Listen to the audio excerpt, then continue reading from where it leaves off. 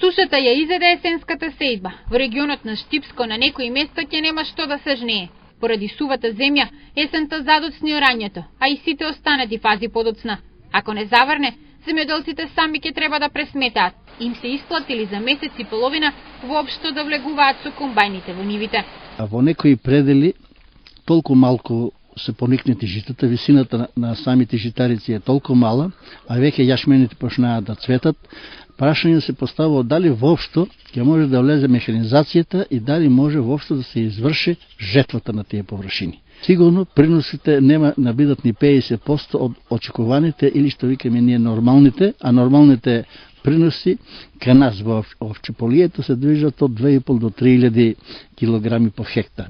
И за експертите, ова е една од најлошите години. Се плашат да не се повторат 80-тите, кога житариците останале на 50 на сантиметри, а не фрлиле ниту клас.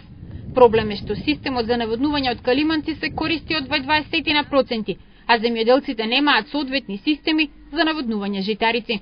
Колку би располагале со оптимални системи за наводнување, би имале некаква реколта. Меѓутоа, состојбата таква каква е, доколку не заврне, ќе биде катастрофа.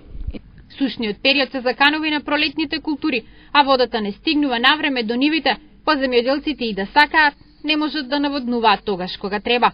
Се уште не е пуштен главниот систем, се уште во овчеполието нема вода, а пченката требаше веќе на оваа суша да се наводне многу одамна ако сакаме да имаме резултати и сите, не само пченката, и сите пролетни култури, тука требаше сончогледот, например, исто да се наводнува ако сакаме да имаме добри резултати, меѓутоа вода се уште нема.